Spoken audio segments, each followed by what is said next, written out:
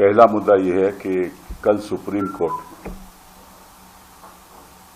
ED ने अपनी बात रखी और कहा कि जहां तक इंतरिम बेल का सवाल है, केजरीवाल जी को इंतरिम बेल नहीं चलनी चाहिए, क्योंकि बेल इसलिए नहीं दी जानी चाहिए कि जो प्रचार करने का हक है वो एक कानूनी हक है, वो संवैधानिक हक नहीं है।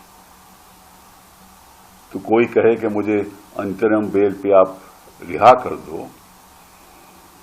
तो संविधान के आधार पे वो गलत होगा। और अगर कानूनी हक है केवल, तो कैसे कोई कह सकता है, क्योंकि उनके खिलाफ तो केस है और उसकी तफ्तीश हो रही है। और ये बात भी सही है कि जो चुनाव में प्रचार करने का हक है वो कानूनी हक है, लेकिन ये भी प्रावधान है कानून में कि अगर किसी को सजा हो जाए और कोर्ट कहे कि साहब इस सजा को हम स्टे कर देते हैं, तो वो प्रचार में हिस्सा ले सकता है ना। तो जिसको सजा हो जाए उसको कोर्ट स्टे करके हक दे सकता है कि आप जाकर प्रचार कीजिए, चुनाव है तो प्रचार कीजिए। वो भी हक दे सकता है कि आप अपना नॉमिनेशन फॉर्म भी फाइल कीजिए, आप चुनाव भी लड़ सकते हो। अब इनसे पूछिए कि हार्दिक पटेल कैसे चुनाव लड़े थे। हार्दिक पटेल जी की कन्विक्शन थी, हाई कोर्ट ने स्टे नहीं दिया, हार्दिक जी सुप्रीम कोर्ट आए, सुप्रीम कोर्ट ने स्टे दे दिया, हार्दिक जी चुनाव लड़े, हार्दिक जी बीजेपी में शामिल हो गए। तो जिसके खिलाफ सबूत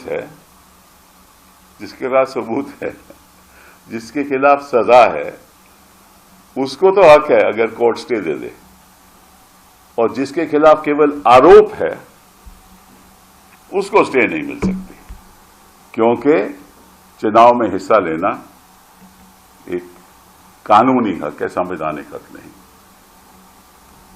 तो ये किस किस्म की राजनीति हो रही है और किस किस्म की राजनीति ईडी कर रही है कि जिसके खिलाफ सबूत नहीं, आपको उसको अंदर रखे हुए हो। और इस वक्त आपने गिरफ्तार किया जब चुनाव आ रहा था, चुनाव में हिस्सा नहीं ले सकते। वो एक अपनी पार्टी के लीडर हैं, दिल्ली के चीफ मिनिस्टर हैं। तो ये छोड़िए, सब इन पदों को छोड़िए, लीडरशिप को छोड़िए, चीफ मिनिस्टर हैं वो भी छोड़िए, इस देश के नागरिक तो हैं ना। और मालूम सुप्रीम कोर्ट ने क्या कहा है कि फेयर एंड फ्री इलेक्शन, मतलब कि निष्पक्ष चुनाव,